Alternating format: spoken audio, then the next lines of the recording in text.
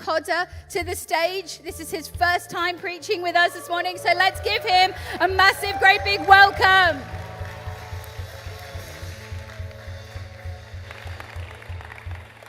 Thank you very much. I'm loving the teacher vibes. I feel very at home if we're waiting for silence and clapping rhythms, things like that. Let me pray first. Dear God, I pray you'll help me this morning. God, I thank you for the message I feel you have for people this morning. I thank you for your presence here today. Already how clear it is you're working in our lives, and I pray we'll bring that attitude of gratitude in everything that we're doing today, but also be open and responsive to what you have to say to each of us today, young and old. Thank you, Jesus, that we can be here today. Amen. So over recent weeks, I've noticed a lot on the TV, on social media, on various platforms. There's so many amazing people doing amazing things. You know, there's lots of people who might be considered influencers, people who are just doing incredible things. It might be at the Football World Cup. Sorry to mention that again. It might be on TV. It might be music, people you like listening to, politicians, maybe not, depends on your stance. But there's lots of people that we can aspire to. And some of those people we might even consider to be heroes. Now, that's a big word, I think. And I wonder if there's anyone here who would be at least brave enough to think, who are your heroes? Who is it that you look up to in life? Who are those people you would say, yep, I admire them, I aspire to be like them? Got a little picture quiz for you, and the kids, you might be able to help us out with some of these. When I spoke to various people of various ages, these are some of the people that I heard in response to who are your heroes. Shout out if you know who they are. Who's that? It's Gabby from Gabby's Dollhouse, absolutely. Next one. Mr. Beast, he's called Jimmy, but absolutely, he is looked up to by millions and millions of young people. It is Rosa Parks. I got that from a child who'd obviously learnt it at school, or maybe at home, but Rosa Parks. Too soon? Too soon? Yeah, we know Messi. Keely Hodgkinson, she's a middle distance runner doing great things for Great Britain. I show speed, that got a quick response. Who doesn't know who that is? Yeah, I heard that name several times. I show speed. Emma Watson, played her mind, did lots of other things as well. Sir David Attenborough, what a hero. The guys who gave glory to God after the third place playoff, praying in the pitch for so many eyes to see from France and from England.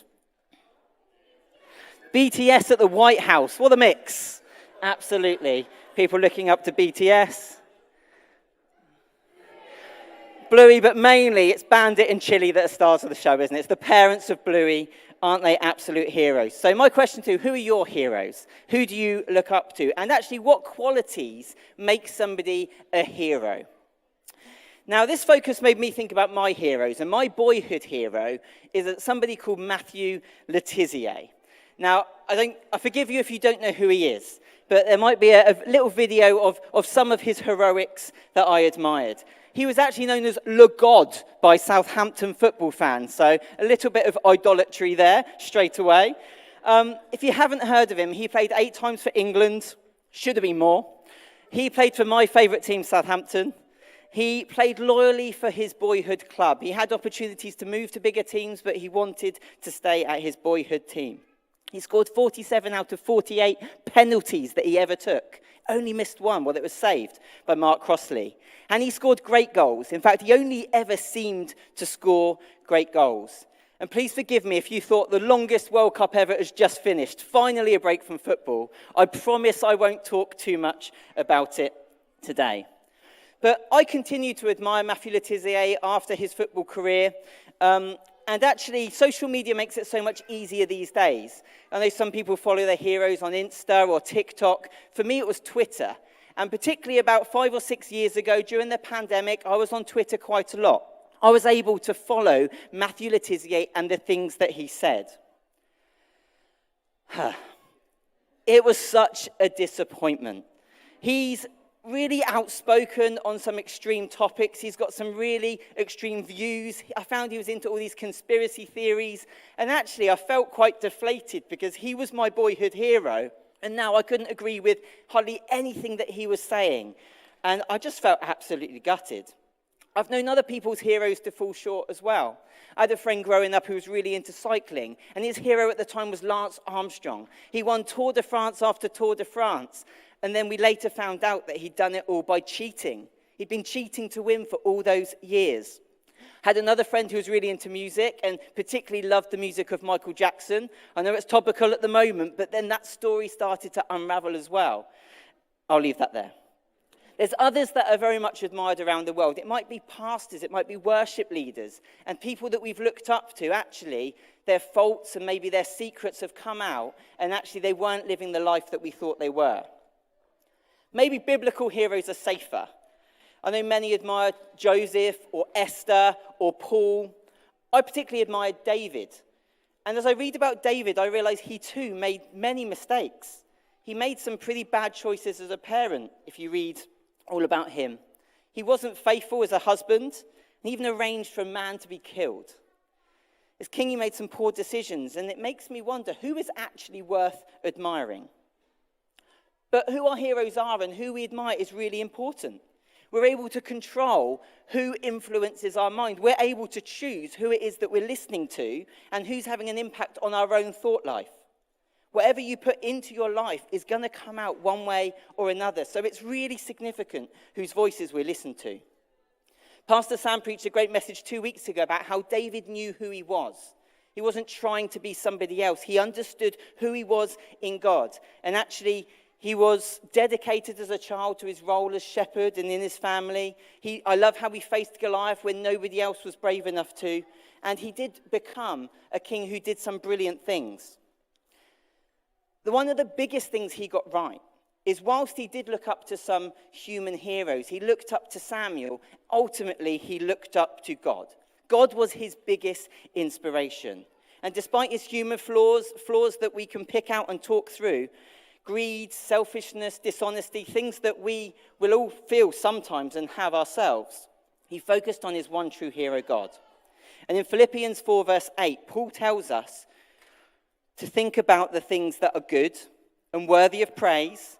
Think about the things that are true and honorable and right and pure and beautiful and respected. Actually, those things are found in God. That's where we find those things. And David knew that. So if you want to test my influences, are they right? What a great way to do it. Is it good? Is it worthy of praise? Is it true? Is it honorable? Is it right? Is it pure? Is it beautiful? Is it respected? Now, kids, you're very welcome where you are, but if you want to head to the back for a change, there's a flip chart and some Post-its, hello, spot the teacher, where you could, if you want, write some things that you think a hero should be. There's also an activity there when you can design your ultimate hero and you can draw them. You can even give them a cape if you want them to have a cape. But what would your ultimate superhero be like? What qualities would they have? So feel free to do that if you need to.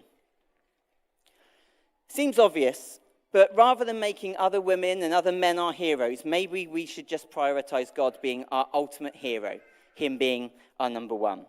In Psalm 89, verse 6, it says, "For who in the skies above can compare with the Lord? Who among the heavenly beings is like the Lord?" Deuteronomy 32, verse 4, "He is the rock, his works are perfect, and all his ways are just. A faithful God who does no wrong, upright and just is he." Having God as our biggest influencer will bring out the best in us. I love Romans 12, verse 2 in the Message. Sums it up brilliantly. It says, "Unlike the culture around you, always dragging you down to its level of immaturity, God brings the best out of you, develops well-formed maturity in you." It's pretty brutal, but actually I mentioned some of the influences, maybe some of the people we look up to, maybe they do drag us down to a level of immaturity that God can take us far above. It should come as no surprise that if we make good decisions, who we're admiring and who we're prioritizing, then we'll start to thrive.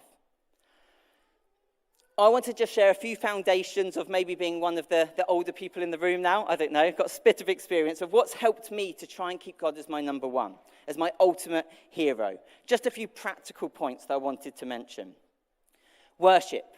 Don't just leave it for church. I sometimes wonder, who sings that song? And then I forget later to look it up. Or, who's that by? And then I forget to ask.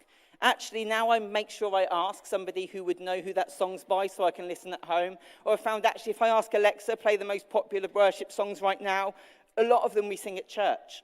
And we've made a really conscious decision recently to fill our house with worship. Prayer. Just keep doing it. Nothing too fancy. It sounds really basic, I know, but these things have helped me in recent years. Just do it more often. Inspired by a message from Phil 3 years ago, my alarm in the morning says, "Bill, be still and know God." Phil talked about having space to be still in your lives, and that's still what it says. It doesn't say, wake up, be still and know God before I do anything else. It's really simple, but I never forget. And Bible reading, have accountability. Laura and I have tried really hard recently to have a reading plan we do together. And just knowing that you've got that accountability of somebody who's doing it with you has helped me have my biggest streak ever on the Bible app. And it's not just about how often and how many times, but it really does help just having regularity and accountability too. So nothing earth-shattering, but hopefully something practical that's helped someone in here. God should be our ultimate hero.